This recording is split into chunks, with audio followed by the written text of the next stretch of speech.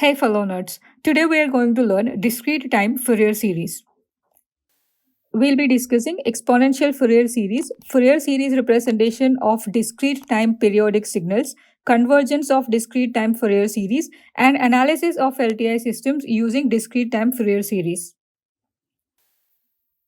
Before we get into anything, while all the previous 17 videos in this series are important, there are two videos that you should have watched before this one because those concepts are really important for us to understand what we are going to learn in this video. Those are orthogonality of signals and Fourier series and continuous time Fourier series. Previously, we have studied that Fourier series representation is applicable only for periodic signals. So let us start by defining a discrete time periodic signal. A discrete time signal x of n is periodic with a period n if x of n will be equal to x of n plus n. That is, after n samples, the value of the signal becomes equal to the first sample. Also, since the signal is discrete time, the period n is going to be an integer. The smallest positive integer n for which the equation x of n is equal to x of n plus n holds is what we call fundamental period. If n is the fundamental period, then we can define fundamental frequency like this: omega naught is equal to 2 pi divided by n. Now let us move on to the discrete time exponential signal. Let us consider the set of all complex exponentials that are periodic with a period n. I am going to call the set phi k of n. Since we are talking about complex exponentials and they are discrete time, I'll define it like this: e raised to j k omega naught n. But omega naught is 2 pi by n, so we can write it like this: e raised to j k 2 pi by n n. Here k can take different integer values. K can be equal to 0, plus or minus 1, plus or minus 2, etc. If k is 0, you get e raised to 0. If k is 1, you get e raised to j omega naught n. If k is 2, you get e raised to j 2 omega naught n. If k is minus 1, you get e raised to minus j omega naught n. So basically, since k can take all these values, you can say phi k of n is a set of all complex exponentials and they all have the same period n. So they are all periodic with a period n. Here the fundamental frequency of the kth signal is going to be k omega naught, where k can take all the integer values. So we can say that all these signals have fundamental frequencies that are multiples of omega naught or 2 pi by n. So we call them harmonically related. So basically what we have over here, what we call phi k of n, is a set of harmonically related complex exponentials. When we defined continuous time Fourier series, there also we had a set of harmonically related complex exponentials.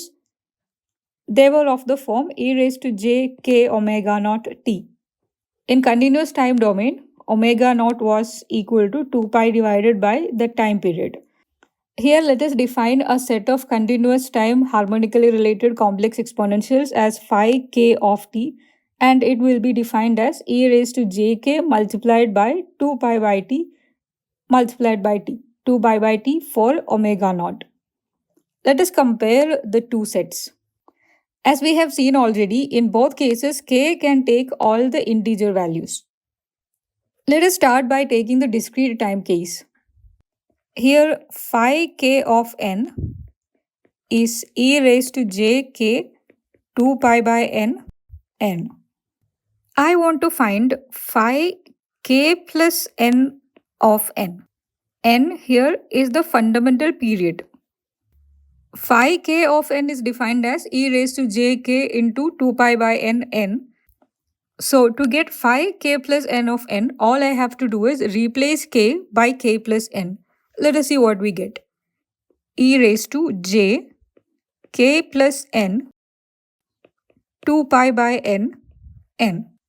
So this becomes e raised to j. Let us multiply k with this.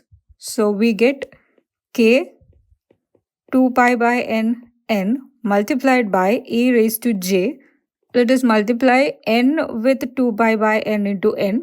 So n and n gets cancelled and we get e raised to j 2 pi n. What we have over here is exactly phi k of n. So this is basically phi k of n multiplied by something. The something is e raised to j 2 pi n. Let us expand this using Euler's formula. So you get cos of 2 pi n plus j sine of 2 pi n. Now we are talking about discrete time signals. So n can only take integer values, which means 2 pi n is an integer multiple of 2 pi. So cos 2 pi n is going to be 1. So sine 2 pi n is going to be 0. So basically e raised to j 2 pi n is equal to 1.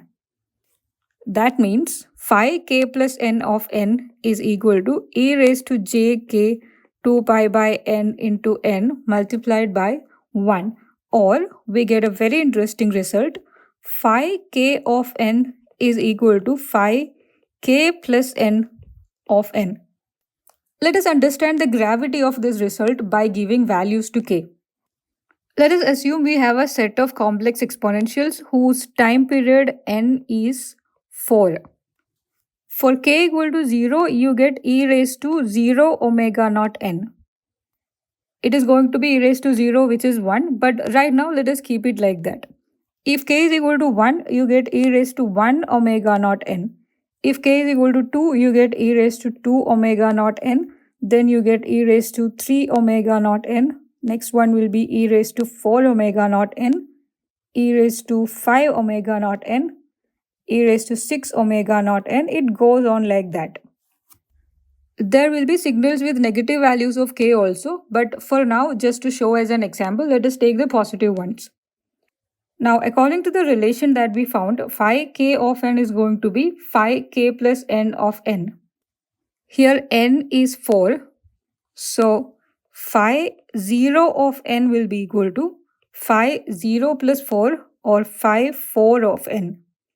That is e raised to 0 omega naught n will be equal to e raised to 4 omega naught n. The same way, if you give k equal to 1, phi 1 of n will be equal to phi 1 plus n, 1 plus 4, 5 of n, or e raised to omega naught n will be equal to e raised to 5 omega naught n. Similarly, we can show e raised to 2 omega naught n is going to be equal to e raised to 6 omega naught n. Obviously, e raised to 3 omega naught n is going to be equal to e raised to 7 omega naught n. Now, e raised to 4 omega naught n is going to be e raised to 4 plus 4, that is 8 omega naught n. E raised to 5 omega naught n is going to be equal to e raised to 5 plus 4, that is 9 omega naught n. E raised to 6 omega naught n is going to be equal to e raised to 10 omega naught n. It is true k can take all the integer values 0 plus or minus 1 plus or minus 2 etc. But if you do that, you will be getting the same 4 signals again and again. So if you want to take the distinct set of complex exponential signals in this case, you can either take these 4 or you can take these 4. You're getting 4 different signals. Or you can take these 4. The second one, third one, fourth one and fifth one. Here also you have green, violet, red, blue. All of them are there. Or you can take these 4. Then also you get all 4 distinct ones. So even though technically k can take all the integer values, to get all the distinct signals in the set, all you have to take is n successive values of k. That is, you will be taking n values of k and they have to be successive. That will give you all the distinct signals in the set. This gives us one of the most important results here. K can only take n consecutive integer values, and therefore the exponential set phi k of n only has n distinct complex exponentials. If you keep giving k other value, you are simply getting the signals that you have already considered. Let us compare it with the continuous time signal set. Phi k of t is e raised to j k 2 pi by t into t. Let us call 2 pi by t omega naught. So phi k of t will be e raised to j k omega naught t. Here also k can take all the integer values 0 plus or minus 1 plus or minus 2 etc. and time period is t. So I am going to check if phi k plus t of t is equal to phi k of t or not. To define phi k plus t of t, all I have to do is change k to k plus t. We'll get e raised to j k plus t omega naught t. Let us split the terms. E raised to j k omega naught t multiplied by e raised to j t omega naught t. Now t is 2 pi by omega naught. So t multiplied by omega naught will be 2 pi by omega naught multiplied by omega naught. Cancelling omega naught, it is simply 2 pi. So let us replace t omega naught by 2 pi. Now what we have over here is e raised to j k omega naught t, which is exactly phi k of t. So to check if this is also periodic, all we have to check is if this has a magnitude equal to 1 or not. Let us use Euler's formula again. E raised to j 2 pi t is going to be cos of 2 pi t plus j sine 2 pi t. Up to this step, it is exactly what we got over here.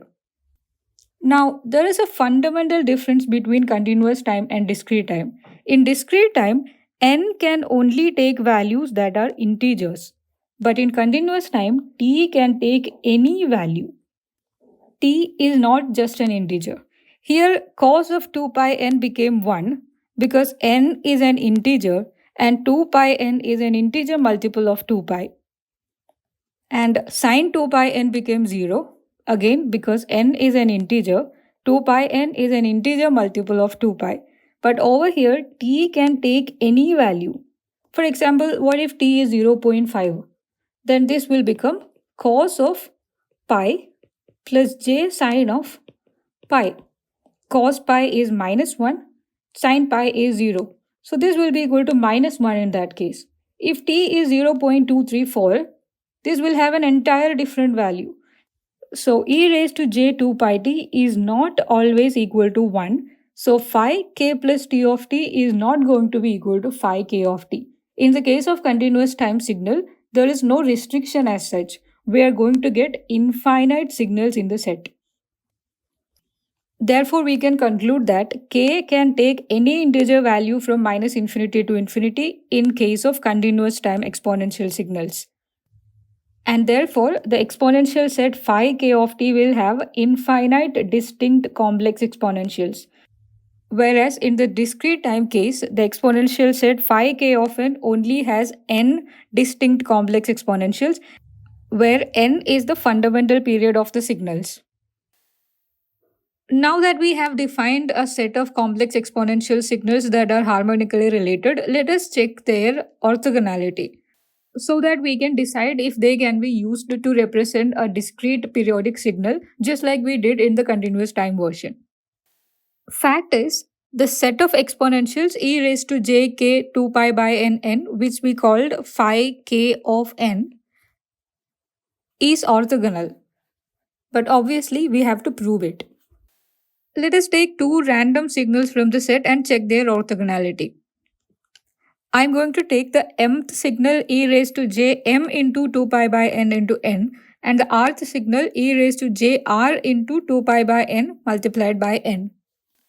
Just like in the previous case, two signals are orthogonal if their inner product is 0. But here we have to define the inner product in the discrete time domain. In the continuous time domain, we defined inner product like this. Integral over a time period of duration t naught, first signal multiplied by the conjugate of the second signal. In the discrete time domain, this is how we are going to define it. Summation of the first signal a raised to j m. Instead of 2 pi by n, I am going to write omega naught n multiplied by the conjugate of the second signal.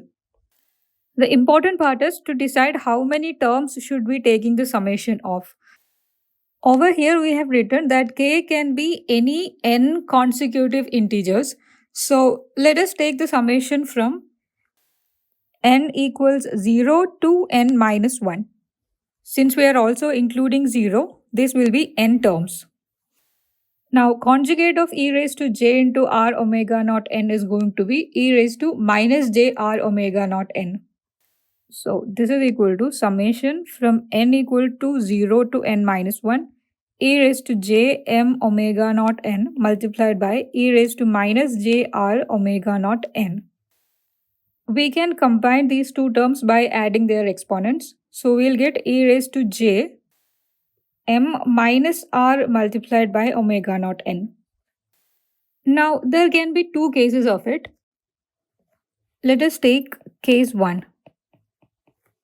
Here, m is equal to r. Then it becomes summation from n equals 0 to n minus 1. E raised to j into m minus r becomes 0. So, this is just e raised to 0. Or summation from n equal to 0 to n minus 1 of 1. So, basically, you are just counting 1 how many times? N times. So, you're just adding 1 plus 1 plus 1 plus 1 n times. So, this is going to be equal to n. The inner product is not equal to 0, but that is the case when we took m is equal to r. When you take m equal to r, you're basically taking the same signal. So, what we get here is inner product of the signal with itself is non-zero. But it doesn't matter because even in vectors it is the same. I dot I is not going to be equal to 0. I dot I is 1. And it doesn't matter because I is not supposed to be orthogonal to I. I is supposed to be orthogonal to j and k. All these three are supposed to be orthogonal to each other. So here also we want the individual terms to be orthogonal to each other. They do not have to be orthogonal to themselves. So let us go to the next case. M is not equal to R, or basically we are taking two distinct signals in the signal set. We have an M minus R in the exponent over here. Let's call it delta K, just for our convenience. Then we can write summation from n equal to 0 to n minus 1 e raised to j delta K omega naught n. N can take values from 0 to n minus 1. If you give n equal to 0, this is e raised to 0. Plus, if you give n equal to 1, you get e raised to j delta K omega naught. The next term will be n equal to 2 e raised to j 2 delta K omega naught. Like that, you will get n terms. So basically, this is a geometric progression. So we can use the equation to find the sum of a GP to find this sum. Assume you have a GP like this, 1 plus r square plus up to n terms. Then its sum is given by the expression 1 minus r raised to n divided by 1 minus r. Here we have n terms. So instead of n over here, we'll be taking capital N. Similarly, r here will be e raised to j delta K omega naught. So we can write this is equal to, now we can write it like this, 1 minus e raised to j delta K omega naught n divided by 1 minus e raised to j delta K omega naught. We know omega naught is equal to 2 pi by n. So omega naught multiplied by n is 2 pi. So over here, instead of omega naught n, we can write 2 pi. Let us use Euler's formula to write e raised to j delta K 2 pi. This will be cos of delta K 2 pi plus j sine of delta K 2 pi. Now, one thing about delta K is the difference between m and r. M and r came from us taking the mth term and the rth term. So obviously m and r are integers. So their difference is going to be an integer. Delta k is an integer. So delta k 2 pi is an integer multiple of 2 pi, which means cos delta k 2 pi is 1. Delta k 2 pi is an integer multiple of 2 pi, which means sin delta k 2 pi is 0. So this is equal to 1. Over here, we can replace this with 1. So the inner product is equal to 0. Therefore, we can conclude that every distinct signal in the set phi k of n, which is defined as e raised to jk into 2 pi by n into n, are orthogonal to each other. So we have an orthogonal set of n distinct discrete time complex exponential signals, and we are going to use them to define periodic signals. To learn how to do that, let us have a comparison on what we learned in orthogonality and Fourier series. For example, if you take the three-dimensional space, we have three mutually orthogonal vectors I, j, and k. So you can write a vector f like this: 3i plus 4j minus 3k, or you can write a as 2i plus 4j plus 0k. Basically, any vector can be written as a sum of these three orthogonal vectors multiplied by some coefficients. Instead of having 3, if we have infinite orthogonal signals in a set, then we can write any signal f of t like this: c1 x1 of t plus c2 x2 of t plus c3 x3 of t. It will go on like that until infinite terms. As a summation, we can write summation from n equal to 1 to infinity cn multiplied by xn of t. Cn will be the coefficient corresponding to the nth orthogonal signal in the set. Over here, the orthogonal set we are going to take is the set of n complex discrete time exponential signals. We called it phi k of n, and it is the set of all exponentials of the form e raised to j k 2 pi by n. An important difference is k is only allowed to take n consecutive integer values. Because if you take any other values for k, you're basically taking the same signal again and again. Just like in the continuous time version, we are going to call the coefficients ak. So we will have a0, a1, a2, etc. And on the other side, a minus 1, a minus 2, etc. So using this orthogonal set, we can define a discrete time signal x of n like this. We can take any n consecutive values for k. So as an example, let us take the values from 0 to n minus 1. In that case, x of n will be a0 e raised to j 0 2 pi by n into n, which is basically e raised to 0, plus a1 e raised to j 1 2 pi by n, plus the next term is going to be a2 e raised to j 2 into 2 pi by n into n. It goes on until n minus 1. As a summation, we can write x of n like this. X of n will be summation for any n consecutive integer values of k of ak e raised to j k 2 pi by n.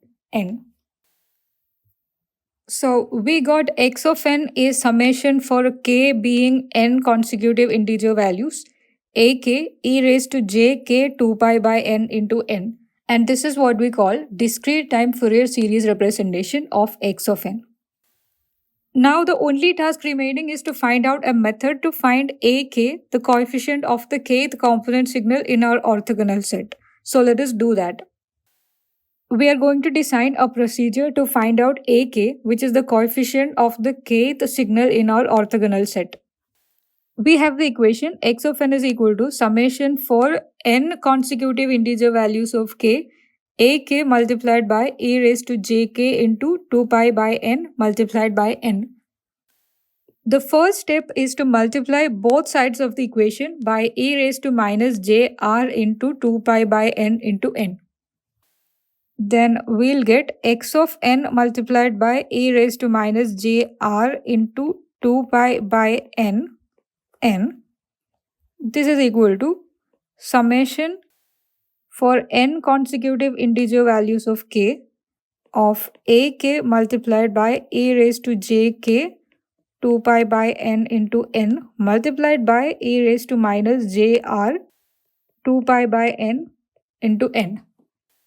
We can combine these two terms by adding their exponents. We'll get e raised to j into k minus r multiplied by 2 pi by n. Now the next step is to sum both sides of the equation over n terms. Summation over n terms, so n is equal to any consecutive n integers. X of n e raised to minus j r 2 pi by n into n. This will be equal to, on the right hand side we get summation for n being any consecutive n integer values, summation k being any consecutive n integer values, ak e raised to j into k minus r 2 pi by n n. There are two summations here. We have to change their order. If we do that, this is what we get. Here the summation is with respect to the variable n. Ak is a function of k. Let us take it out. Now consider this much. We are going to apply Euler's formula for this exponential. It is going to be cos of whatever is over here plus j sine of whatever is over there. Plus there is a summation also. So it will look like this. Summation cos of k minus r 2 pi by n n plus j sine of k minus r 2 pi by n n. Let us split the terms and write it like this. Summation where n takes n consecutive integer values of cos of k minus r into 2 pi by n into n plus j summation for n consecutive integer values of n of sine of k minus r into 2 pi by n into n. So we got this. Let us consider case 1. Here k is not equal to r. If k is not equal to r, basically what you're doing here is taking the summation of a discrete time cos function across one time period. You're taking the summation over one time period of a cos function, it is going to be 0. Because a discrete time cos function looks like this. It has equal positive and negative in one time period. If you add all of them, you are going to get 0. Similarly, a discrete time sine function will also have equal positive and negative values in one time period. So if you take the summation over one time period, this is also going to be equal to 0. Basically, if k is not equal to r, the RHS of the equation becomes equal to 0. So this is also going to be 0. Let us take the second case. In this case, k is equal to r. If k is equal to r, we have k minus r over here, it will become 0. So basically this becomes e raised to 0. So if k is equal to r, the left hand side of the equation becomes summation for n terms of e raised to 0. E raised to 0 is 1. So basically you are taking the summation of 1 how many times? N times. You are adding 1 plus 1 plus 1 n times. So technically you're getting n. Now let us go back and bring this equation. For k equal to r, we found that this is simply equal to n. So let us replace it. This is equal to summation where k can take any n consecutive integer values of ak multiplied by n. Now n is a constant, it can come out of the summation. So this becomes n multiplied by summation where k can take any n consecutive integer values of ak. So basically you're taking the summation of, let us say, a0, a1, a2, a3 up to an minus 1. So you get n terms. But we learned something over here. If k is not equal to r, the green thing over here is equal to 0. You wouldn't have gotten any of this. You got this equation because you considered k is equal to r. So this is only when k is equal to r. So you don't have to take all the n consecutive integer values of k, because for every other value this is going to be 0. Only for k equal to r you are getting this. That means the summation is not necessary. you simply take the value of ak when k equal to r. So we get n multiplied by ar. Now let us bring n from the right hand side to the left hand side of the equation. So we get ar is equal to 1 by n multiplied by summation, where n can take any n consecutive integer values, of x of n multiplied by e raised to minus jr 2 pi by n. But we were trying to design a procedure to find ak, not ar. Cool, no problem. I'm going to call my r k. Then I will get ak is 1 by n summation for n consecutive integer values of n, x of n e raised to minus j. Instead of r, I'll put k because I'm calling it k now. 2 pi by n. And that's it. This is how we find the kth coefficient ak.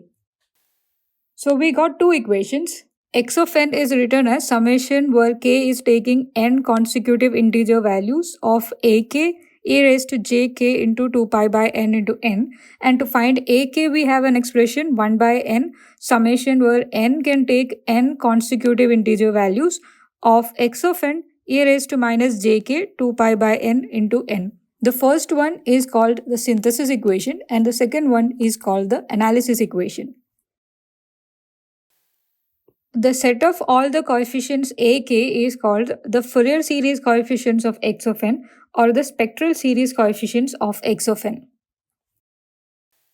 So we found the Fourier series representation of a discrete time signal x of n is of this form. Summation for k taking any n consecutive integer values of ak e raised to j k into 2 pi by n.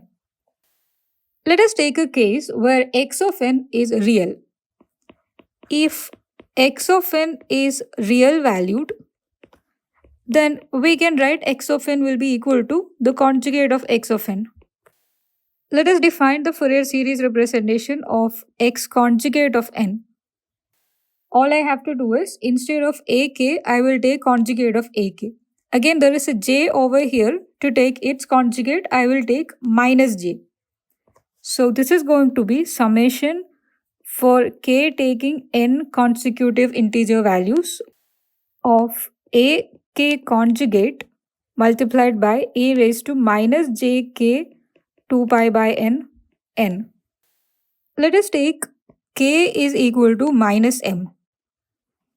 Then the equation becomes like this: x conjugate of n is equal to summation. If k is taking any n consecutive integer values, then m will also be taking n consecutive integer values. So the summation will be for m taking n consecutive integer values of a conjugate of minus m e raised to minus k over here, we can call it m. So j m 2 pi by n. Let us do the trick that we always do. It doesn't matter what you're calling the variable to which anyways you're going to give the limit. So I am not calling it m anymore. I am going to call it k itself. So I will get x conjugate of n is equal to summation where k is taking any n consecutive integer values of a conjugate minus k e raised to j k 2 pi by n. All I did is I called m over here k. Now we had a condition x of n is real, so x of n is going to be x conjugate of n. X of n is this, x conjugate of n is this, so they have to be equal. The summation and the limit on both sides are the same. The exponential is also the same. We have e raised to j k into 2 pi by n into n. So technically for them to be equal, for these two to be equal, ak should be equal to a conjugate of minus k. So we get ak is equal to conjugate of a minus k. Or we can say that the coefficient of the kth component signal is going to be the conjugate of coefficient of minus kth signal. Now, what if AK is real? What if the coefficient is real? For example, let us say for k equal to 2, I got A2 is 1. Then for k equal to minus 2, I should get the conjugate of it. So A minus 2 is going to be 1 itself. On the other hand, if A2 is j, then A minus 2 will be conjugate of j, that is minus j. They will not be equal. So we can write, if AK is real, then AK is going to be equal to A minus k. Because if AK is real, A minus k is also going to be real. So conjugate of A minus k is going to be equal to A minus k.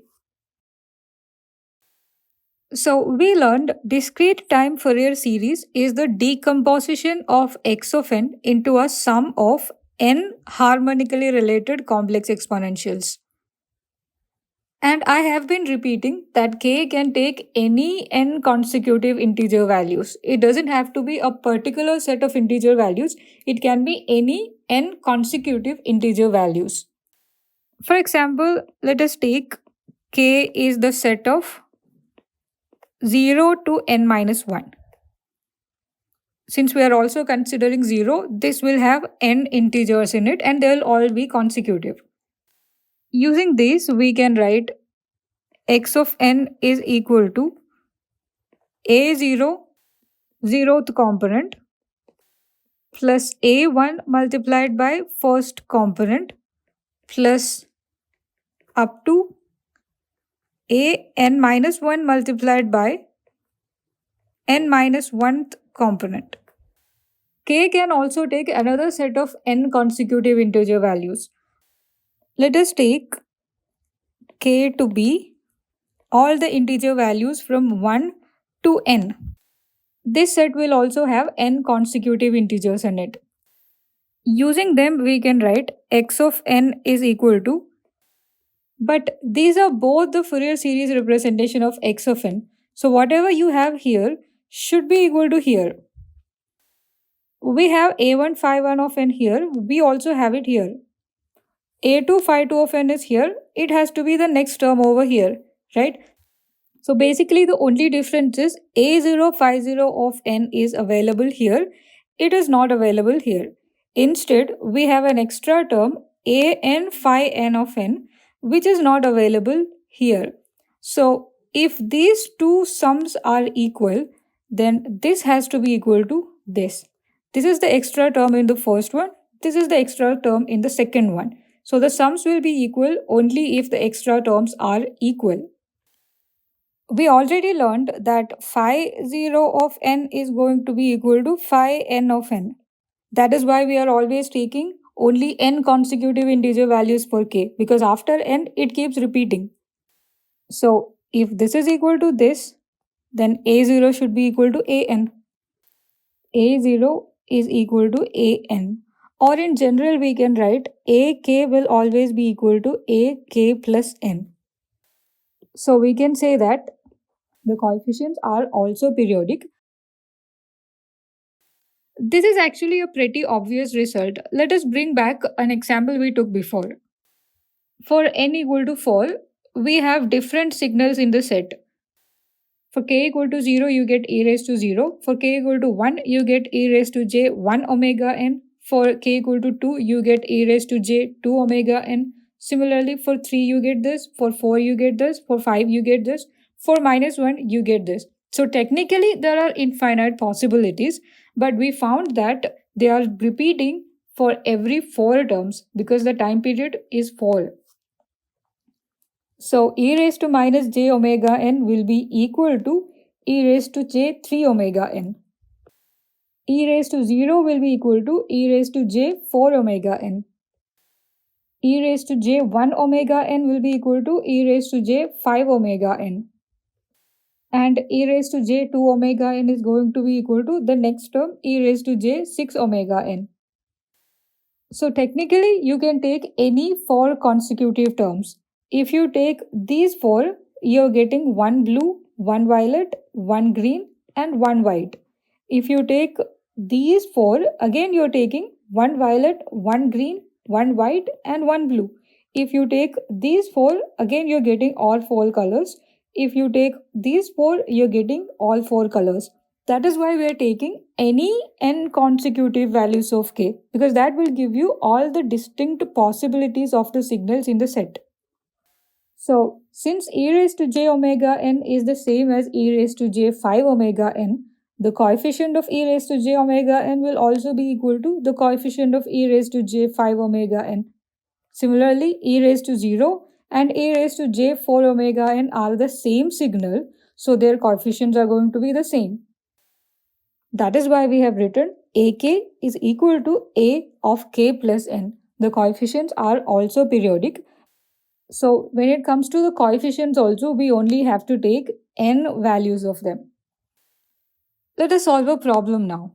We have to write the Fourier series representation of x of n, which is sine of omega naught n. Obviously, sine of omega naught n is the discrete counterpart of sine of omega naught t, but there is a very important difference between them. Sine of omega naught t is always periodic, but sine of omega naught n is periodic only if 2 pi by omega naught is an integer or a ratio of integers. We have learned this in the first video of elementary signals. If 2 pi by omega naught is an integer, then we take the fundamental period n to be equal to 2 pi by omega naught. If 2 pi by omega naught is not an integer by itself, but it is a ratio of integers, then this is how we take the period n. We take 2 pi by omega naught, which is a ratio of integers, multiply it with some integer m such that it becomes an integer. So technically, we should be multiplying it with its denominator. For example, if 2 pi by omega naught is 3 by 2, to get n, we'll have to multiply it with 2. N is going to be equal to 3. What if 2 pi by omega naught is equal to 2 pi? There is no way you can multiply it with some integer m and this will magically become equal to an integer, because you cannot multiply pi with anything to make it an integer. So in this case, we say the signal is not periodic. The signal is only periodic if 2 pi by omega naught by itself is an integer, then we take n equal to 2 pi by omega naught. Or if 2 pi by omega naught is a ratio of integers, in that case we multiply it with some integer to make it an integer and call it n. Otherwise, the signal is not periodic at all. Let us take case 1. 2 pi by omega naught is an integer, so sine of omega naught n is periodic. Why is sine omega naught n being periodic important? Because we are writing the Fourier series representation of this signal. Fourier series representation is applicable only if the signal is periodic. So for sine omega naught n to be periodic, two conditions are there. Sine of omega naught n is periodic only if 2 pi by omega naught is an integer or a ratio of integers. Using Euler's formula, we know e raised to j 2 pi by n will be equal to cos of 2 pi by n plus j sine of 2 pi by n. Similarly, e raised to minus j 2 pi by n is going to be cos of 2 pi by n minus j sine of 2 pi by n. If we take the first one and subtract the second one from it, the cos term will get cancelled and the sine term will get added. So we get 2j sine of 2 pi by n. Here we can write x of n is equal to e raised to j 2 pi by n minus e raised to minus j 2 pi by n divided by 2j.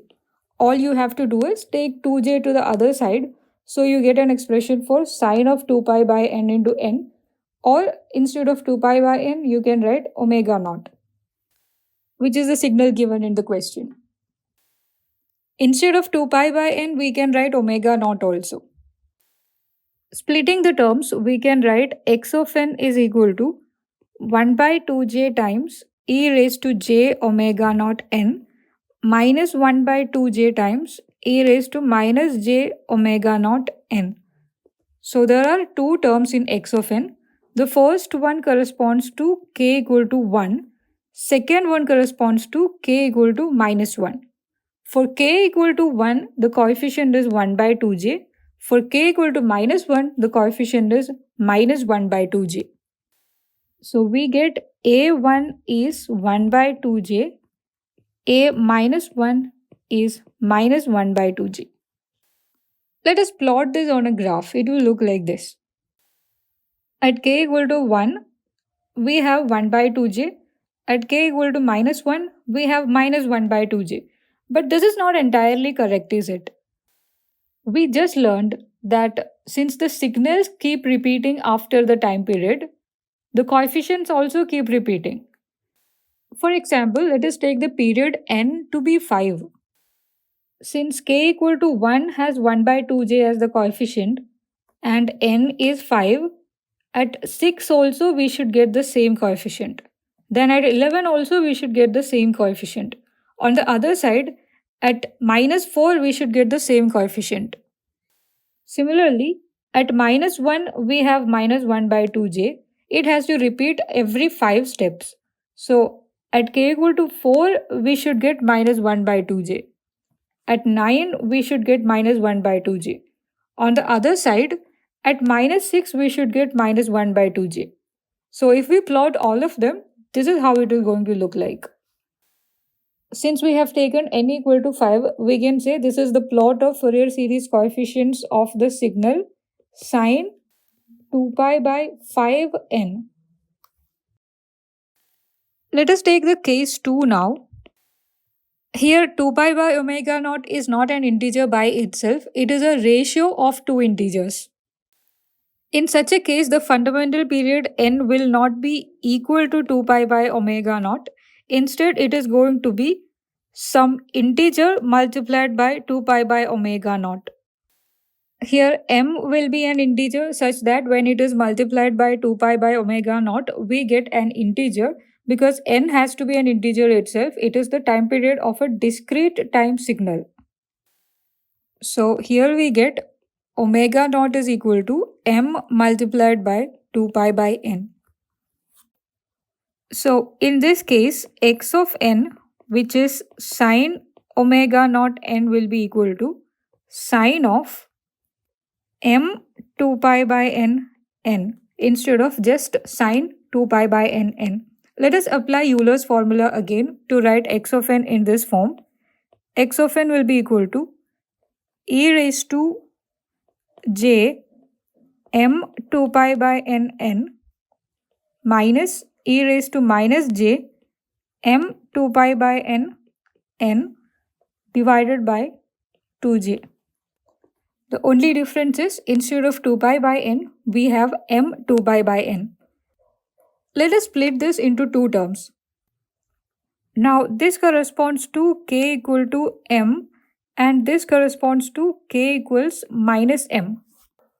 So we can write coefficient of the mth component signal in the orthogonal set is going to be 1 by 2j and the minus mth one is going to be minus 1 by 2j.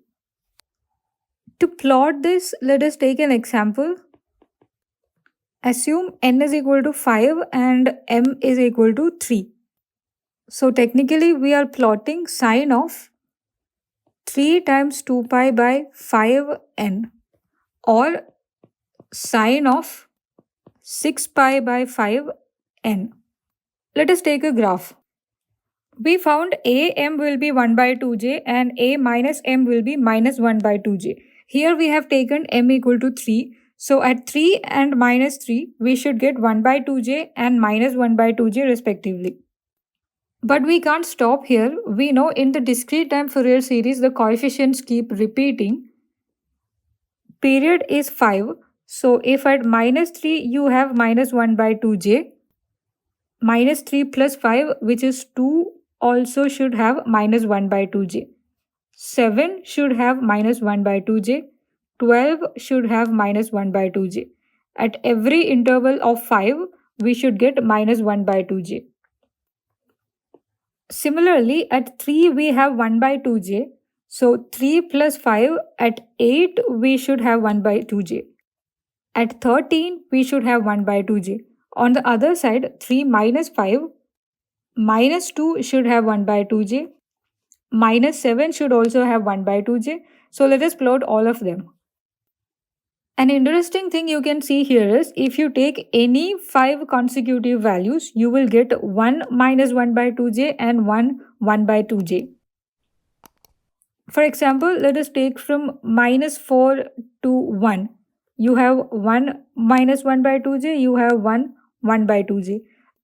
Let us take from 5 to 10. There is 1 negative, 1 positive. If you take from 0 to 5, there is 1 positive, 1 negative. That is why we always take any n consecutive values for k. Let us solve another problem. We have to write the Fourier series representation of x of n. X of n is 1 plus sine 2 pi by n plus 3 cos 2 pi by n plus 3 cos 4 pi by n plus pi by 2. Let us use Euler's formula to expand all the sine and cos functions. If we do that, x of n will be like this. The first term is 1, it is still here. The second term is sine of 2 pi by n into n. Using Euler's formula, we can write it like this: e raised to j 2 pi by n minus e raised to minus j 2 pi by n divided by 2j. The next term is 3 cos of 2 pi by n into n. Cos of 2 pi by n into n can be written like this using Euler's formula: e raised to j 2 pi by n plus e raised to minus j 2 pi by n divided by 2, and there is a 3. Similarly, cos of 4 pi by n plus pi by 2 can be written like this. Over here, we have e raised to j 4 pi n by n plus pi by 2. Let us split it into 2. E raised to j 4 pi by n multiplied by e raised to j pi by 2. The same way we can split this also. It will become e raised to minus j 4 pi by n multiplied by e raised to minus j pi by 2. Now take this term. Let us open the brackets. Now let's take this term and open the brackets. Let us do the same thing with this one also. Now e raised to j pi by 2 and e raised to minus j pi by 2 are constants. So I will put them with the 1 by 2 as coefficients. We have e raised to j 2 pi by n here. We have the same here also. We have e raised to minus j 2 pi by n here. We have the same here also.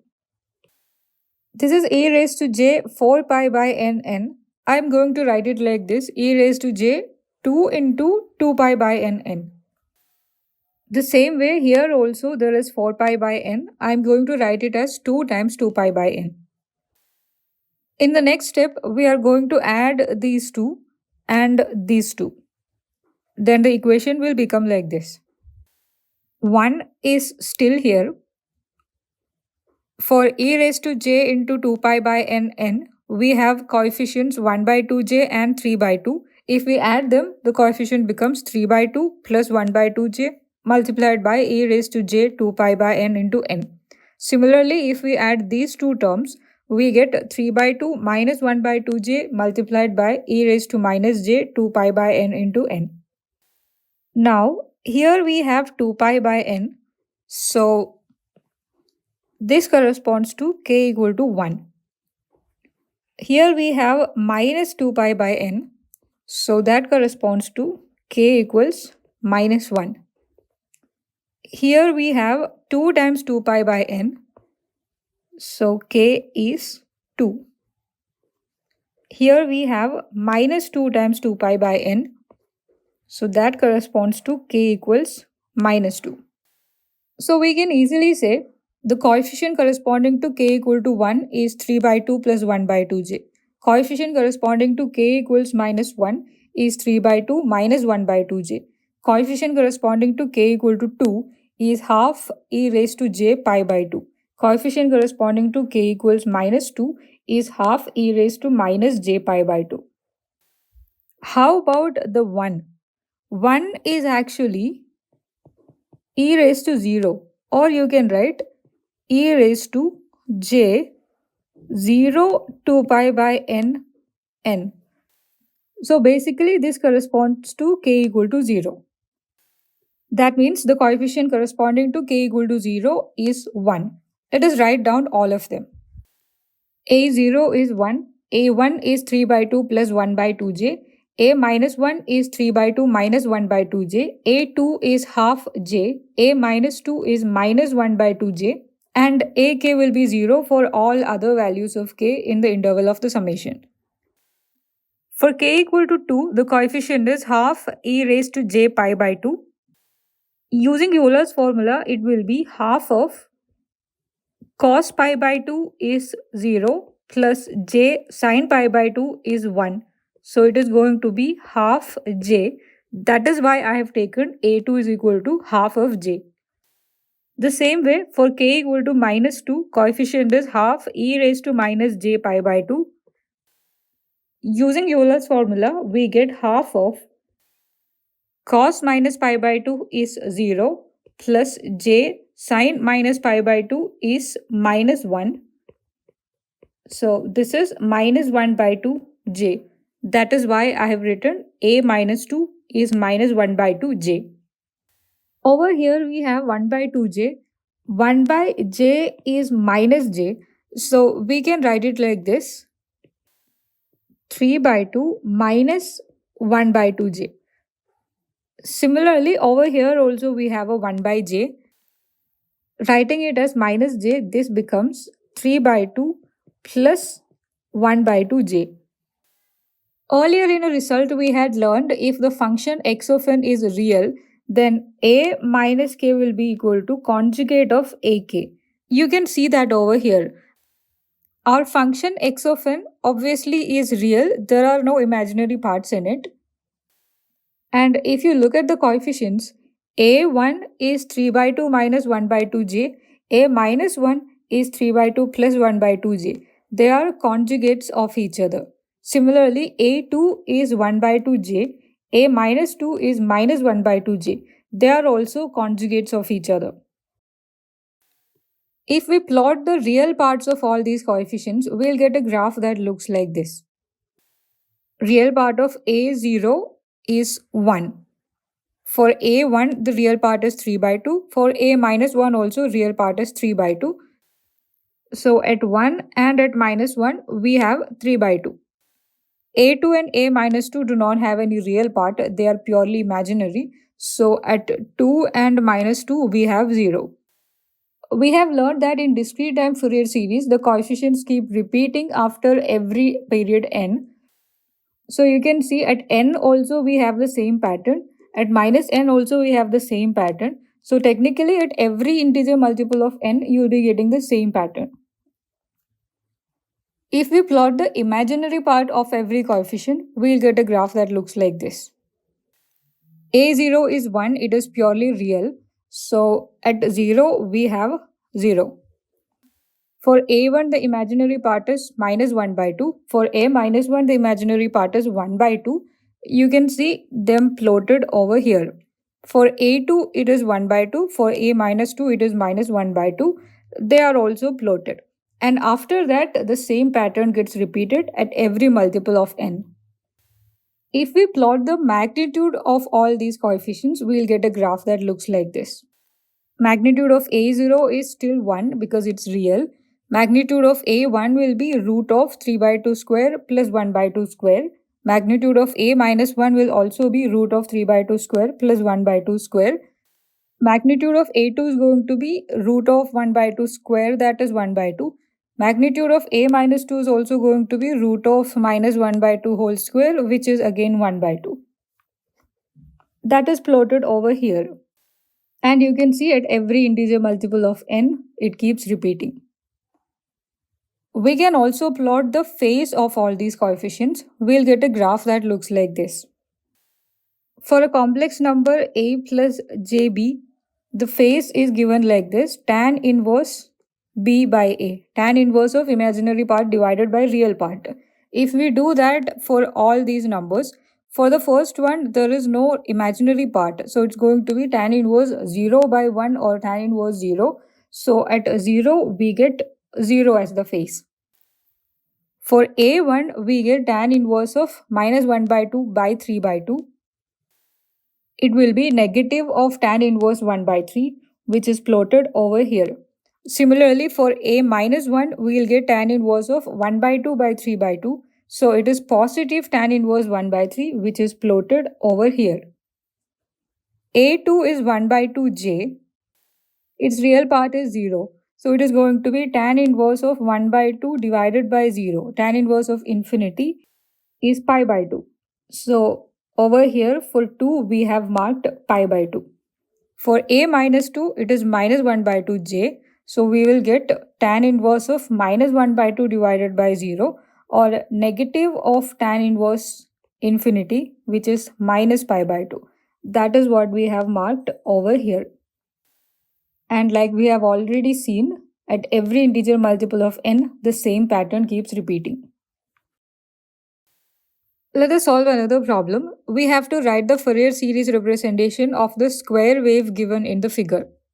If you take one period, it is 1 between minus n1 and n1, and it is 0 everywhere else. So we can write ak is equal to 1 by n. We have to take summation over one period, but we don't have to take from here to here because it is 0 anyways at all these points. So we'll take the summation from minus n1 to plus n1. Summation from n equals minus n1 to plus n1 e raised to minus jk 2 pi by n n. Now I'm going to take a variable m, and I consider m to be equal to n plus n1. I'll show you why I took it. If I take it that way, ak will become 1 by n summation. In the lower limit of summation, n is minus n1. So m becomes minus n1 plus n1, which is equal to 0. So I can write m equal to 0 as the lower limit. In the upper limit, n is n1. So m becomes n1 plus n1, that is 2n1. So as the upper limit, I can write 2n1. I did this because now I can write the summation as from 0 to some other number. It is easier to take the summation if you have something like that. Now e raised to minus jk 2 pi by n. There is an n, but from here we can write n is equal to m minus n1. We can split this term. It will become e raised to minus jk 2 pi by n m multiplied by e raised to, there is a negative, so plus jk 2 pi by n n1. We get this expression for ak. Now the summation is with respect to the variable m. E raised to jk 2 pi by n n1 doesn't have anything to do with m, so it can come out of the summation. Now what we have over here is summation from m equal to 0 to 2n1 of e raised to minus jk 2 pi by n m. If m is equal to 0, it becomes e raised to 0. If m is equal to 1, it becomes e raised to minus jk 2 pi by n. If m is 2, it becomes e raised to minus j 2k 2 pi by n. So basically what I'm trying to say is this is a geometric progression, and the common ratio is e raised to minus jk into 2 pi by n. The first term e raised to 0 is 1. So we can conclude what we have over here is a summation of a GP. And how many terms do we have to take? We are taking the values of m being 0 to 2n1. Since we are also taking 0, the number of terms will be 2n1 plus the 0th term 1. So this is simply the sum of a GP with 2n1 plus 1 terms. If you have a GP with common ratio r and number of terms n, the sum will be 1 minus r raised to n divided by 1 minus r. If we use that here to find this summation, the equation for ak will be like this. 1 by n multiplied by a raised to j k into 2 pi by n n1, which is exactly what we took from here. And instead of the summation, we'll write 1 minus common ratio raised to number of terms divided by 1 minus common ratio. In the next step, we are going to try to simplify this part. To make it less complicated to write all the time, I am going to take k multiplied by 2 pi by n to be equal to some p. The only reason I'm doing it is because I don't want to write k 2 pi by n, k 2 pi by n again and again. So I'll just call it p. If I do that, this one will become like this. So this becomes 1 minus e raised to minus jp to the power 2n1 plus 1 will be e raised to minus jp into 2n1 plus 1 divided by 1 minus e raised to minus jp. Now from the numerator, I am going to take e raised to minus j p into 2n1 plus 1 divided by 2 out as common. Then the equation will become like this. I am taking out e raised to minus jp 2n1 plus 1 divided by 2, the half of it. Then the first term 1 will become e raised to plus jp 2n1 plus 1 divided by 2. If I multiply these two, it will simply become e raised to 0 or 1. The second term will become e raised to minus jp 2n1 plus 1 divided by 2. If I multiply this with this, I'll be getting the second term over here. In the denominator, we have 1 minus e raised to minus jp. I am going to take e raised to minus jp by 2 as common from both of them. So I will get e raised to minus jp by 2. The first term 1 will become e raised to plus jp by 2. So that when they are multiplied, we will get the term 1. Minus the second term will become e raised to minus jp by 2. So that when you multiply these two, you will be getting this term. What we have over here in this bracket is e raised to j something minus e raised to minus j the same thing. What is that? If we have e raised to j omega minus e raised to minus j omega, using Euler's formula, this becomes cos omega plus j sine omega minus cos minus omega is cos omega minus j sine omega. So the cos omega and cos omega gets cancelled. J sine omega and j sine omega gets added. This is simply going to be 2j sine omega. So if we add these two terms, that will become 2j sine of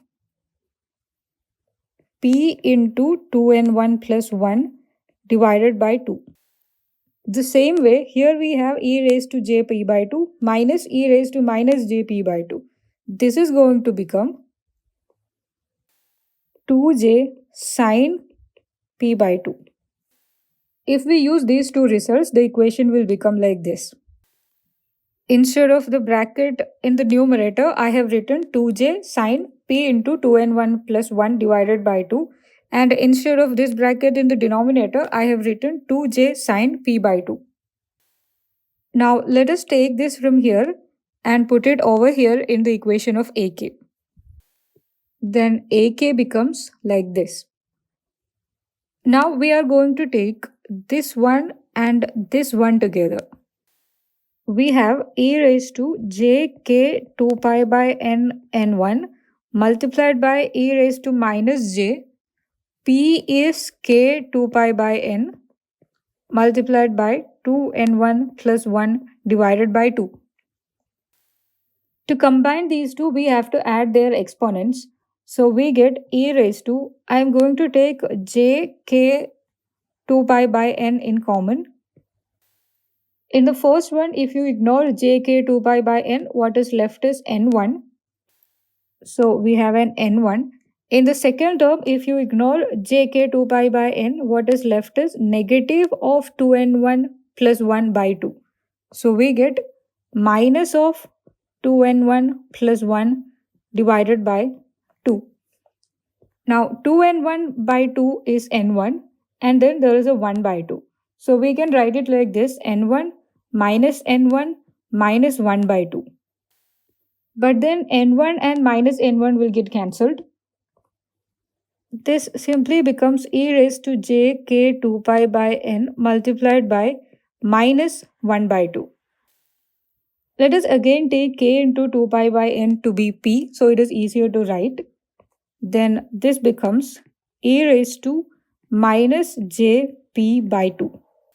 So basically this whole thing over here is simply e raised to minus jp by 2. Let us replace it, then ak will become like this. We have e raised to minus jp by 2 in the numerator and in the denominator, so they get cancelled. There is 2j in the numerator and in the denominator, they also get cancelled. So this simply becomes 1 by n multiplied by sine p into 2n1 plus 1 divided by 2 divided by sine p by 2. Let us bring back what is p. P is k 2 pi by n. If we substitute p over here and p over here by k 2 pi by n, the equation for ak will become like this. Ak becomes 1 by n times sine of 2 pi k by n into n1 plus 1 by 2 divided by sine of p by 2 is pi k by n. Now, this is the general equation for the kth coefficient of a square wave that looks like this. Let us take a special case. Consider k is an integer multiple of n. That is, k is 0 plus or minus n plus or minus 2n, etc. If k is 0, ak will become like this: 1 by n sine of k is 0, so it will be sine of 0 divided by k is 0, so here also you get sine of 0.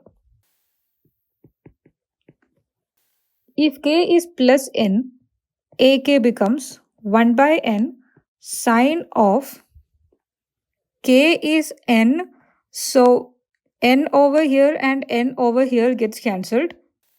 It will become sine of 2 pi into n1 plus 1 by 2 divided by sine of k is n, so n and n gets cancelled, pi. We have n1 plus 1 by 2. This can be written as 2n1 plus 1 divided by 2. Now the 2 over here and 2 over here can be cancelled. Now in the numerator we have a sine of 2n plus 1 times pi, that is sine of an odd multiple of pi, which is going to be equal to 0. So this is of the form 0 divided by sine pi is 0, so 0. The first one is also of the form 0 by 0. So technically, if k is an integer multiple of n, the value of ak is going to be of the form 0 by 0. So we know we cannot directly apply that. We have to apply limit when something like that happens. Let us take this out so we can see how to evaluate it. This is of the form 0 by 0 for all values of k, which is an integer multiple of n. So we can't directly give the limit. We have to apply L'Hospital rule. That is, we'll take the derivative of the numerator and the denominator. If we take the derivative of the numerator, we'll get cos of 2 pi k into n1 plus 1 by 2 divided by n multiplied by derivative of the argument 2 pi by n multiplied by n1 plus 1 by 2 divided by, we need the derivative of sine of pi k by n. It will be cos of pi k by n multiplied by pi by n. Assume k is equal to 0. Then this becomes cos of 0, which is 1. This becomes cos of 0, which is also 1. So we get 2 pi by n n1 plus 1 by 2 divided by pi by n. Assume k is equal to n. Then here we have n, here we have n, they get cancelled. n1 plus 1 by 2 can be written as 2n1 plus 1 divided by 2. 2 over here and 2 over here will get cancelled. So this becomes cos of 2n1 plus 1 pi. That is cos of an odd multiple of pi, which is minus 1. Similarly, in the denominator, we'll have cos of pi k by n. If k is n and n gets cancelled, it is cos pi, which is again minus 1. So here minus 1 and minus 1 get cancelled, and it again becomes 2 pi by n, n1 plus 1 by 2 by pi by n.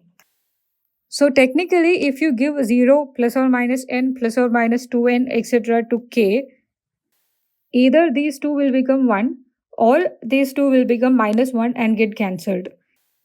Ak here is going to be equal to 1 divided by n. The ratio of the signs is going to be 2 pi by n, n1 plus 1 by 2 divided by pi by n. Don't forget that this is only when k is an integer multiple of n. The general equation for kth coefficient is over here. Now we can cancel pi by n and pi by n.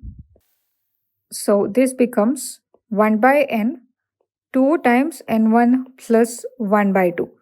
Or we can write ak is equal to 2n1 plus 1 divided by n. So this is the general expression to find the coefficient for any value of k. This is the specific equation to find the value when k is an integer multiple of n. To plot a graph, let us give some values to these. The first one, let us take 2n1 plus 1 is equal to 5. And let us assume the period n is 10. In that case, the graph of AK will look like this. Let's take another example. 2n1 plus 1 is still 5, but we are taking period to be 20. Then the graph will look like this. Let's take one more example. 2n1 plus 1 is still equal to 5 and the period is 40. Then the graph will look like this. In continuous time Fourier series, we learned about convergence and Gibbs phenomenon. We learned that instead of taking infinite component signals in the orthogonal set, if we try to represent a signal using finite harmonics or finite signals in the set, then the resultant is going to be summation from k equals minus n to n a k e raised to j k omega naught t. Instead of taking k equal to minus infinity to infinity, we took a finite number from minus n to n. In that case, the output is not going to be equal to x of t, because to correctly represent a continuous time signal, we need infinite components. Here we are only taking 2n plus 1 components from minus n to n. So obviously the output is going to be similar to the input but not exactly equal. So xn of t, which is called the partial sum, is not going to be equal to the original signal x of t. We saw an example of a square wave like this. For n equal to 1, you can see the signal is very different from the original. For n equal to 3, it is getting better. For n equal to 7, it gets even closer to the original one. For n equal to 19, it looks something like this. For n equal to 79, it looks very close to our original signal. But still, since we are only taking 79 component signals, it is not exactly equal to our original signal, which is supposed to be a square pulse like this.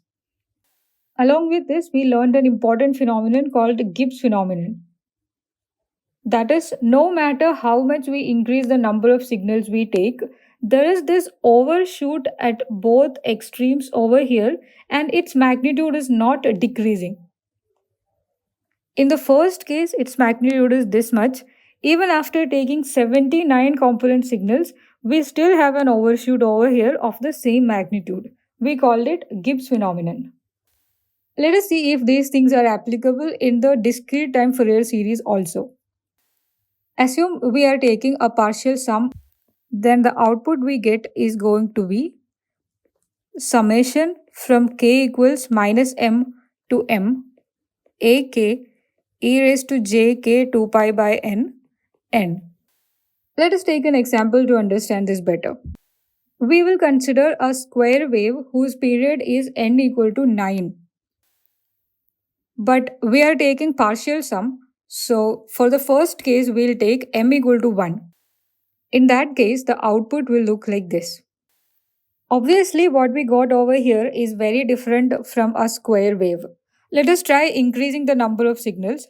Instead of m equal to 1, let's take m equal to 2. Then it will look like this.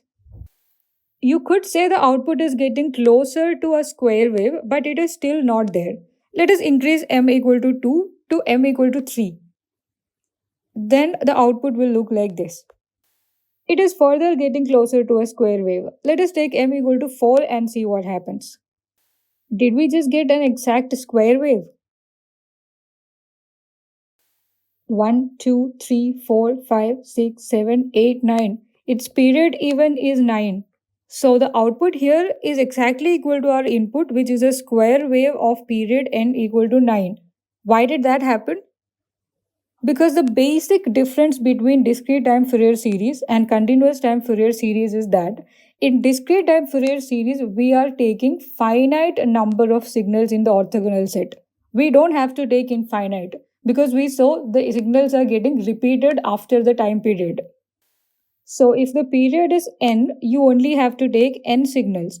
Here the period is 9, so you only have to take 9 signals. So if you take m equal to 4 and take summation from minus 4 to 4, basically you are taking signals corresponding to minus 4, minus 3, minus 2, minus 1, 0, 1, 2, 3, and 4. You are basically taking exactly 9 values for k, not just 9 values, 9 consecutive values for k.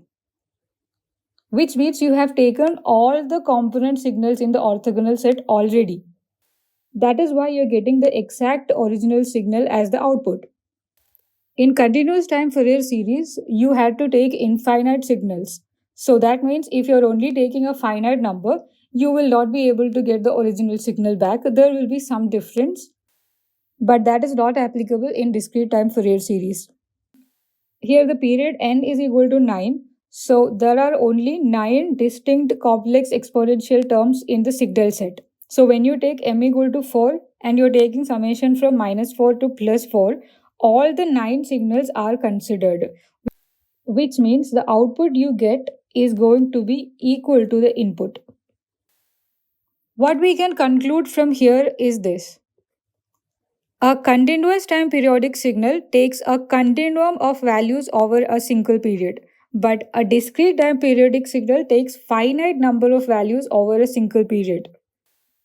So, for a continuous time periodic signal, we need infinite number of Fourier series coefficients to represent it. On the other hand, for a discrete time periodic signal, only a finite number of Fourier series coefficients are required. The most important conclusion we can make from here is that there are no convergence issues or Gibbs phenomena in the discrete time Fourier series. Let us now learn how to analyze LTI systems using discrete time Fourier series. This is very similar to what we learned in continuous time Fourier series. It is written over here. The response of an LTI system to a complex exponential input is the same complex exponential with only a change in its amplitude. For example, if the input is e raised to j omega n, the output is going to be e raised to j omega n itself, but with multiplied by some amplitude. Let us take e raised to j omega n to be z raised to n. Then z will be equal to e raised to j omega. Z raised to n will be e raised to j omega to the power n, which is e raised to j omega n. Then according to this statement, if z raised to n is the input to our LTI system, the output is going to be some amplitude multiplied by z raised to n itself. Let us call the amplitude h of z because it is going to be a function of the variable z. Obviously, we have to prove it.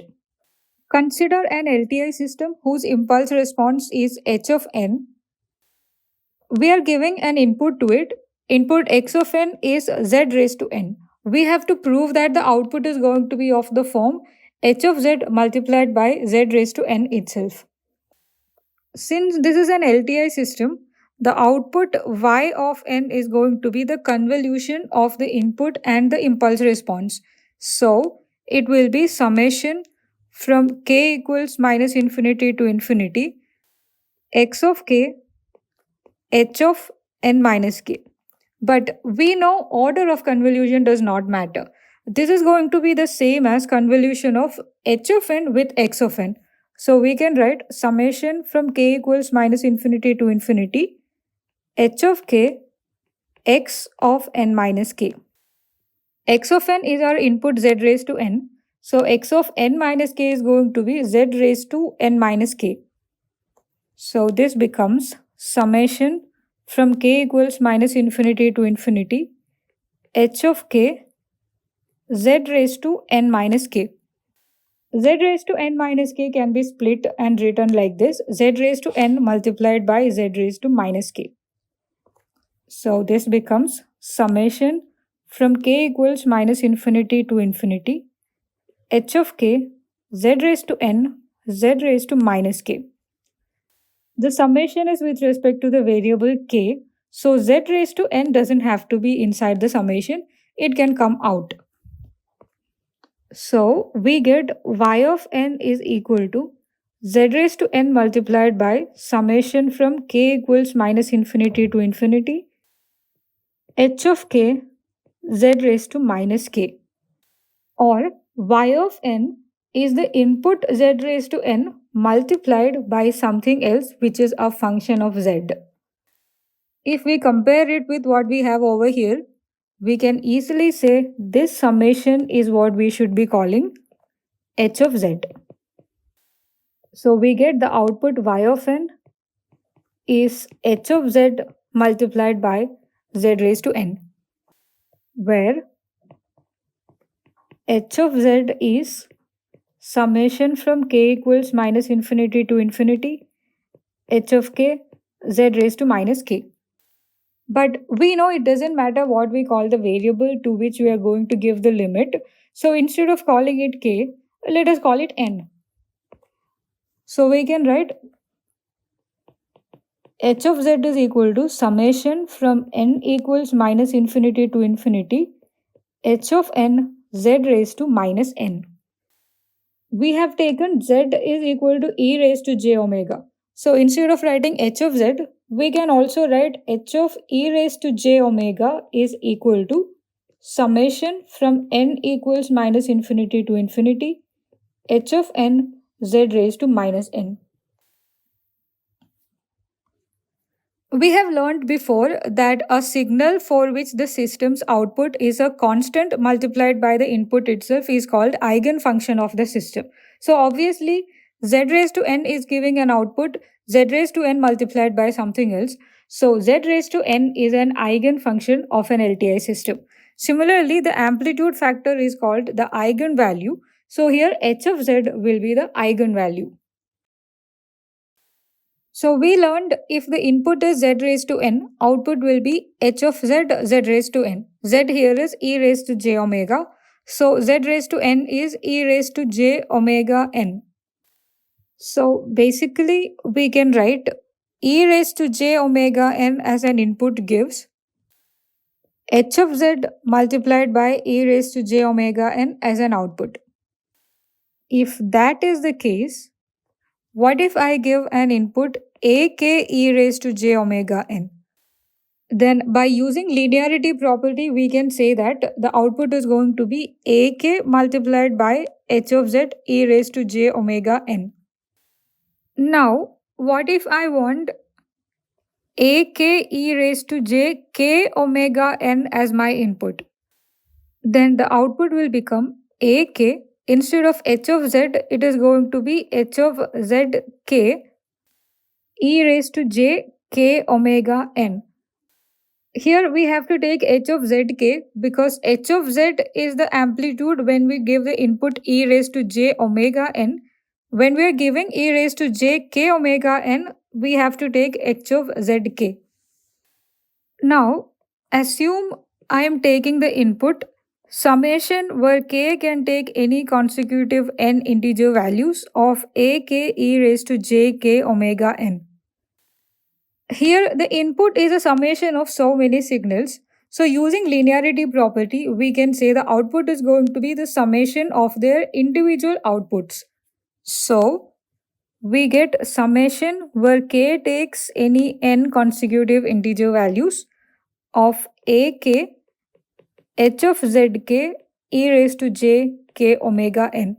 But we learned that we can write any discrete time periodic signal in this form, which means using this expression, we can easily find out the output of the LTI system. All you have to know is h of z, which is the output of e raised to j omega n or z raised to n. If you know h of z, you can easily write what is h of zk. So this helps us write the output for any discrete time periodic signal as an input to an LTI system. Let us modify this a little bit. E raised to j omega n is z raised to n. So e raised to j k omega n will be z raised to kn. Similarly, here also we have z raised to kn. So we can summarize it like this. If we can write the input x of n in this form, summation where k takes any n consecutive integer values of a k z raised to kn, then the output y of n is simply going to be summation where k takes any n consecutive integer values of a k h of zk e raised to j k omega n. To better understand this result, let us solve a problem based on this. We have an LTI system whose impulse response h of n is alpha raised to n u of n. Alpha is between -1 and 1. Input is given x of n is cos of 2 pi by n. We have to find its output. Let us take 2 pi by n to be omega naught. Then we can write the input x of n is cos of omega naught n. Using Euler's relation, we know e raised to j omega naught n is cos omega naught n plus j sine omega naught n. Similarly, e raised to minus j omega naught n is cos omega naught n minus j sine omega naught n. If you add these two, you will get 2 cos omega naught n. So we can write cos omega naught n is equal to e raised to j omega naught n plus e raised to minus j omega naught n divided by 2. Or our input x of n is simply 1 by 2 e raised to j omega naught n plus 1 by 2 e raised to minus j omega naught n. Here we have e raised to j omega naught n, so this corresponds to k equal to 1. Here we have e raised to minus j omega naught n, so this corresponds to k equals minus 1. So we can write a1 is 1 by 2, a minus 1 is also 1 by 2.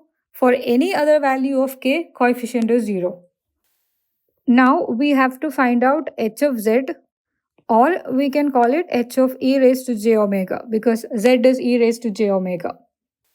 This is equal to summation n equals minus infinity to infinity h of n z raised to minus n. But h of n is given in the question. It is alpha raised to n u of n. So this is going to be summation n equals minus infinity to infinity alpha raised to n u of n z raised to minus n. We have an u of n over here, and the thing about u of n is it only has non-zero values when n is greater than or equal to 0. So we don't have to take summation from minus infinity. We can just take it from 0 to infinity. Now, from n equals 0 to infinity, the value of u of n is 1. So we can just replace it with 1. Let us take z to be e raised to j omega n. Then the z raised to minus n becomes e raised to minus j omega n. We can combine these two. This is going to be equal to alpha e raised to minus j omega to the power n. So we can write this is summation from n equals 0 to infinity alpha e raised to minus j omega, the whole thing to the power n. If you get n equal to 0, this will become alpha e raised to minus j omega raised to 0, which is 1. If you give n equal to 1, it is alpha e raised to minus j omega. If you give n equal to 2, it is alpha e raised to minus j omega squared. The next one will be cube of it. And it is given in the question magnitude of alpha is less than 1, which means this is an infinite GP. We can take the equation 1 by 1 minus r to find its sum. Common ratio is alpha e raised to minus j omega. So the sum is going to be 1 by 1 minus alpha e raised to minus j omega. Now that we have h of z, we have to find the output y of n. Y of n is given by this equation, summation where k can take any n consecutive integer values, ak h of zk z raised to kn. Instead of z raised to kn, we can write e raised to j k omega naught n. We already saw here that k can take only two values, 1 and minus 1. So we only have to take the summation of two terms, one where k is equal to 1, the other where k is equal to minus 1. For any other value of k, ak is 0. So for k equal to 1, ak is 1 by 2, h of zk is h of e raised to j 1 omega naught. E raised to j k omega naught n becomes e raised to j 1 omega naught n plus, for the second term k is minus 1, ak is 1 by 2, h of zk is h of e raised to j minus 1 omega naught or minus j omega naught. E raised to j k omega naught n, where k is minus 1, becomes e raised to minus j omega naught n. This corresponds to k equal to 1. This corresponds to k equals minus 1. Now all we have to do is find the expression of h of e raised to j omega naught and h of e raised to minus j omega naught, which is easy because we already have h of e raised to j omega. It is 1 by 1 minus alpha e raised to minus j omega. So here we get 1 by 2 h of e raised to j omega naught. Only thing you have to do is write omega naught instead of omega. So we get 1 by 1 minus alpha e raised to minus j omega naught. E raised to j omega naught n plus 1 by 2. We need h of e raised to minus j omega naught. So instead of omega here, you will be writing minus omega naught. We get 1 by 1 minus alpha e raised to plus j omega naught e raised to minus j omega naught n. This is our output y of n. That's all about it for today. See you in the next video. And don't forget to subscribe.